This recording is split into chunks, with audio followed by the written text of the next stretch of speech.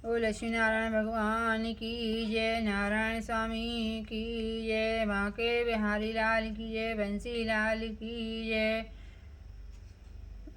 पुष शुक्ल पक्ष की पुत्रदा एकादशी व्रत कथा। पांडुनंदन ने विनय पूर्वक हाथ जोड़कर श्री कृष्ण जी से प्रश्न किया, भगवान अब आप कृपा कर पौष शुक्ल एकादशी के महापुण्य का वर्णन कीजिए। उसका क्या नाम और क्या विधान है तथा उस दिन किस देवता की पूजा की जाती है और उसका क्या फल होता है।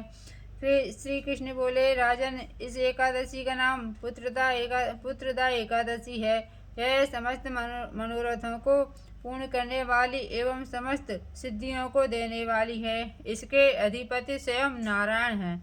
इस चराचर संसार में इसके समान फल देने वाला दूसरा कोई व्रत नहीं है। इसके प्रसाद से मनुष्य पुत्रवान, विद्वान, कीर्तिमान, लक्ष्मीवान और यशस्वी हो जाता है। अब मैं तुमसे उत्तम और पापों को हरने वाली कथा सुनाता हूँ, ध्यान पूर्वक सुनो। पूर्व काल में एक राजा अपनी स्त्री सैव्या सहित पुत्र न होने के कारण अत्यंत ही दुखी था। उसके पिता गर्म आंसुओं से सिंचित किंचित पिंडोदक का पान करते थे। वे सदैव इसी शोक से संतप्त रहा करते थे कि इसके आगे हमें कौन पिंडदान देगा। इधर राजा को पुत्रेच्छा की तरफ से दिनों दिन निराशा ही निराशा दिखती थी। उसका इस प्रकार का संताप एक प्रकार से ठीक ही था, क्योंकि बिना पुत्र के सचमुच ही जीवन का जन्म निरर्थक है। जिसके पुत्र नहीं उसके कुछ भी नहीं, क्योंकि बिना पुत्र के देवता, पितर और मनुष्य किसी का भी ऋण परिशोधन नहीं होता। अस्तु, मनुष्य को पुत्र प्राप्त करने की युक्तियों में सदैव ही लगा रहना चाहिए, क्योंकि संसार में वही भाग्यवान, गुणवान और कीर्तिमान है जिसका घर पुत्र रत्न से परिपूर्ण है। वे ही नरश्रेष्ठ आरोग्य, संपत्ति और कीर्ति के अधिकारी होते हैं। यह सिद्ध है कि पुत्र पौत्राधिक पुण्यवान को ही प्राप्त होते हैं। संपत्ति, विद्या, लक्ष्मी और त्रैलोक की कुछ भी श्री उसे दुर्लभ नहीं रहती। इस प्रकार दिन रात की चिंताओं से प्राण पाने के लिए राजा ने यह निश्चय किया कि अब मेरा शरीर धारण किए रहना व्यर्थ है। किसी प्रकार इस शरीर को त्याग देना ही श्रेष्ठ कर है, परंतु आत्मघात करना महापाप है। इस प्रकार वे विचारों में पड़कर वह एक दिन चुपचाप अकेले घोड़े पर सवार हो वन की ओर चले जा रहे थे।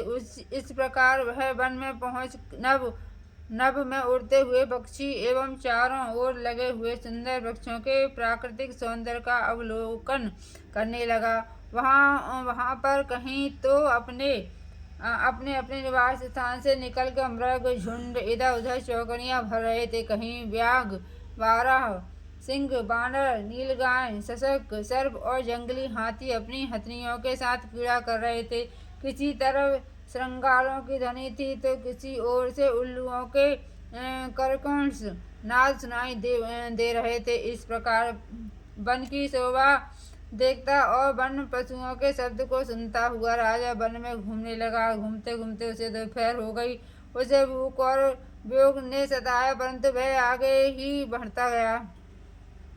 आगे चलकर उसने देखा कि एक अत्यंत सुंदर सरोवर है, जिसके किनारे अत्यंत सुंदर, मनोहर और दिव्य रूप वाले नाना प्रकार के पक्षी, सारंग, हंस, मोर, चकोर चारों ओर घूम रहे हैं और बहुत से ऋषि मुनि वहाँ पूजन और ध्यान में मग्न हैं। वहाँ प्रवेश करते ही राजा के दक्षिण नेत्र और बाहु फड़कने लगे और मन में एक प्रकार का उत्साह सा प्रतीत हुआ। राजा ने घोड़े से उतर घोड़े को एक वृक्ष के सहारे बांध दिया और ऋषि मुनियों के पास जा उनको अलग अलग प्रदक्षिणा और प्रणाम इत्यादि किया। राजा का सुंदर वेश और सुंदर स्वभाव देखकर एक मुनि ने कहा, क्या इच्छा है, क्या नाम है और क्या विचार है। ऋषियों की ऐसी वाणी सुनकर राजा ने कहा, हे भगवान, आप लोग कौन हैं, यहाँ पर क्यों आए हैं और क्या कर रहे हैं। एक ऋषि बोले, राजन, हम लोग विश्व देव हैं और आज पौष शुक्ल पुत्रदा नाम की एकादशी का व्रत है। सो हम इस सरोवर में स्नान करने आए हैं। हमने अपना संपूर्ण हाल बतला दिया, अब आप कहिए। राजा बोला, भगवान, मैं भी एक निसंतान और अभागा मनुष्य और पुत्र की इच्छा रखता हूँ। यदि आप लोग मुझे किसी प्रकार भी एक पुत्र दे तो मैं अपने को धन्य मानकर जन्म जन्म के लिए आपका ऋणी हो जाऊंगा। ऋषियों ने कहा, हे राजन, आज पुत्रदा एकादशी है। इसका व्रत अत्यंत उत्तम और निसंदेही पुत्र देने वाला है। आप नियम पूर्वक एकादशी के व्रत को धारण कीजिए। निसंदेही एकादशी के पुण्य फल एवं हमारे वचनों के प्रभाव से तुम्हें पुत्र होगा।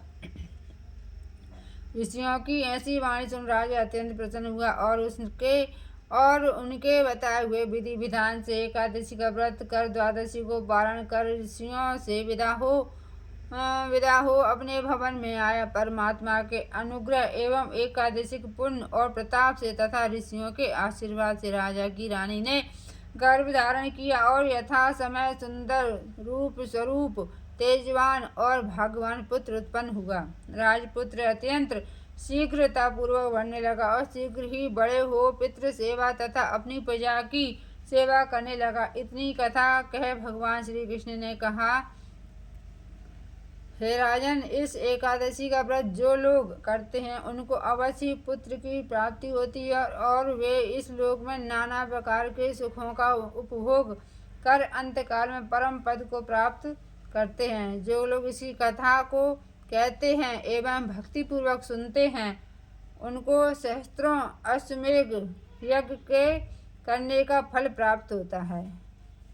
बोल लक्ष्मी नारायण भगवान की जय। श्रीमन नारायण नारायण नारायण नारायण। ओम नमो भगवते वासुदेवाय। जय जय श्री राधे श्याम।